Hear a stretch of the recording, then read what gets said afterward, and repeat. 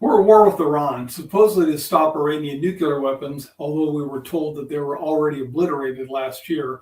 But Iran has far more deadly weapons of mass destruction to use against us, and now more motivation to attack us as a result of our current war.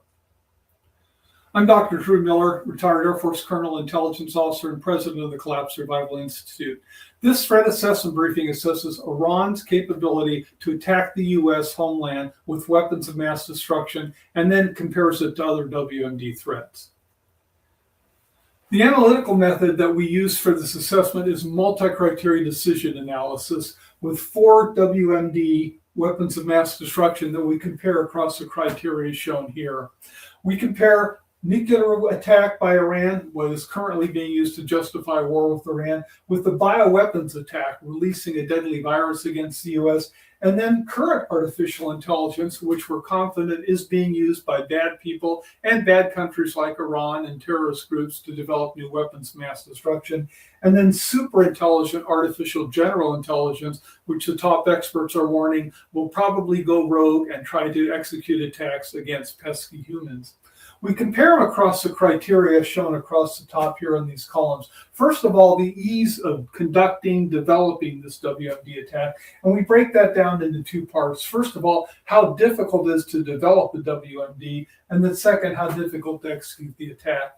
We're rating them on the scale shown over here on a 1 to 10 scale. A 10 is a relatively good outcome. It's the best we can hope for. Now, again, we're comparing weapons of mass destruction, so all weapons of mass destruction are bad, but there's different degrees of fatalities and disaster that a WMD can have, and that's what we're comparing in this assessment. So 10 is a relatively good outcome, 5 is a neutral score, it's an average condition or outcome.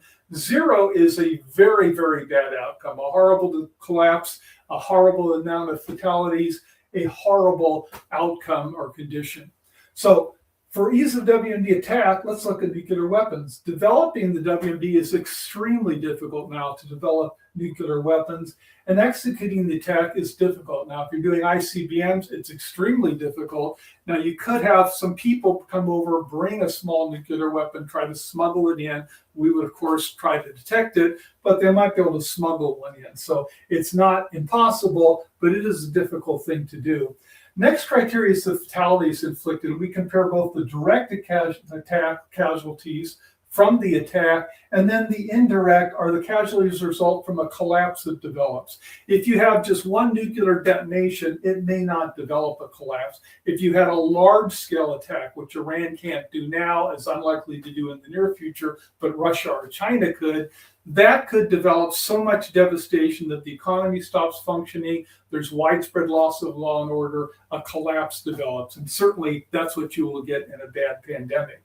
So that's the criteria we're rating here, again, on this 10-point scale. Nuclear weapons, the direct fatalities, again, it's really bad if you're near ground zero, but they're very limited in scope when a nuclear weapon detonates. So the impact there is not that bad.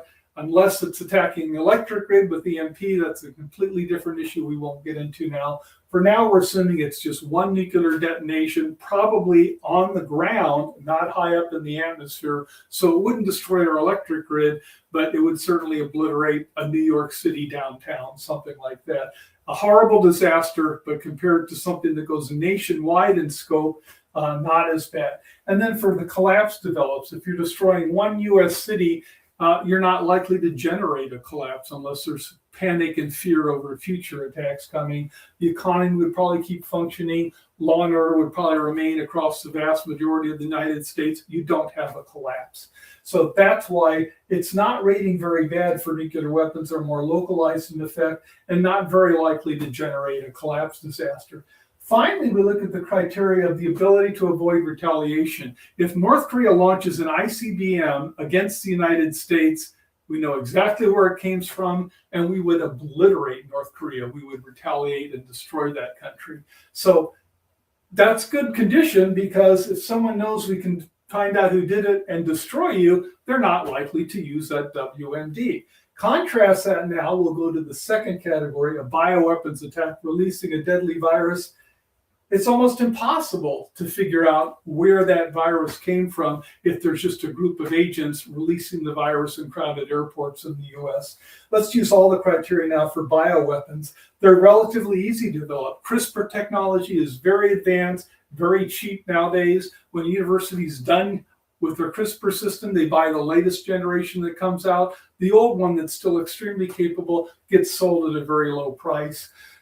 So it's not that difficult to modify an H5N1 to make it human-to-human transmissible. We believe that's been done from gain-of-function research. We know it's been done with mammals.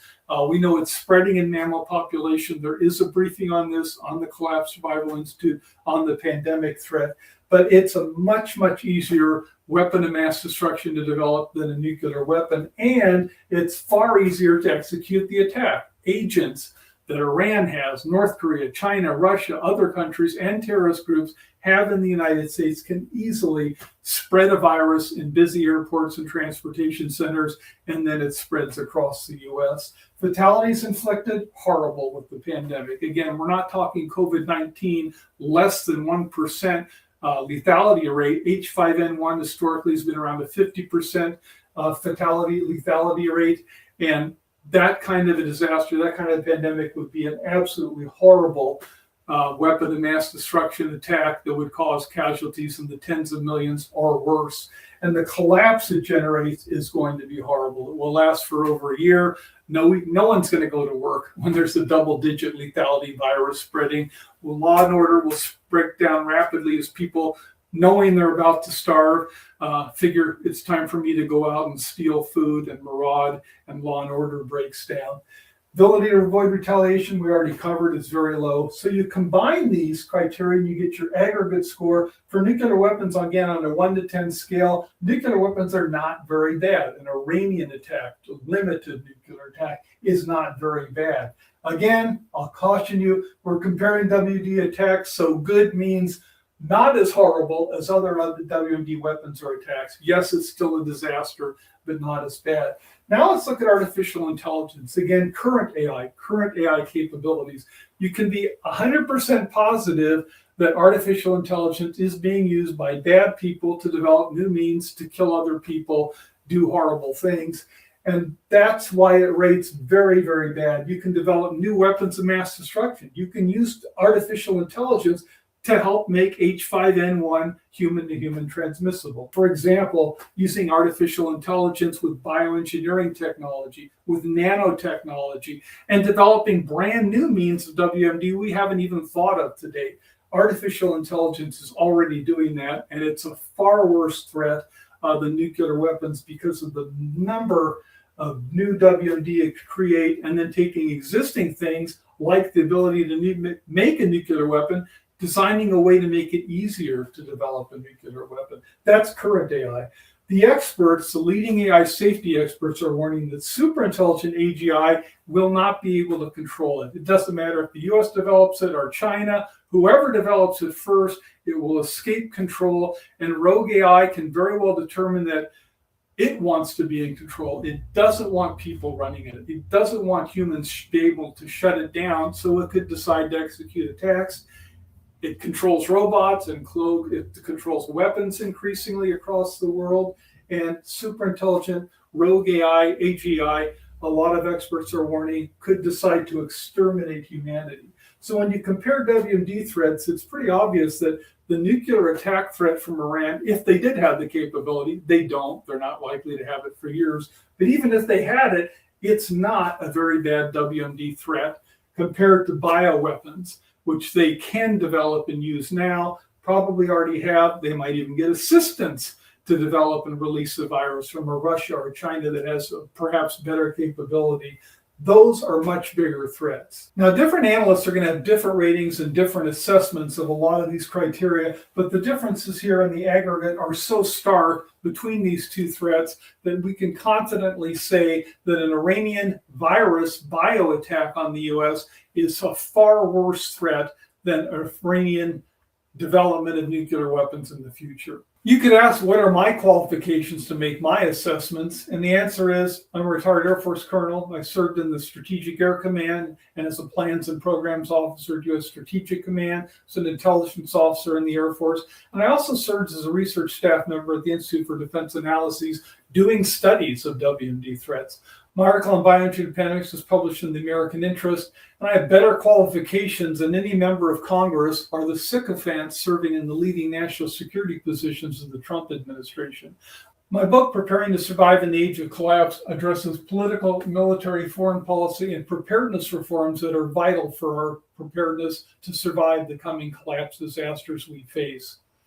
I now serve as president of the Collapse Survival Institute to help warn people about the WMD threats we face and to lobby government officials to stop just funding shelters and survival protections for themselves and harden our electric grid, stockpile food for citizens, and focus our national security policy and resources on defending the U.S. homeland and building collapse recovery capability, not fighting wars overseas that raise rather than lower our likelihood of suffering a collapse disaster. The claim that the war with Iran is making the U.S. safer is absolutely wrong. There is no current or near-term threat of Iranian nuclear attacks, but they could release a deadly virus against us now that would be far more devastating. And the war on Iran is increasing the likelihood that they will execute attacks on our homeland, like releasing a deadly H5N1 virus.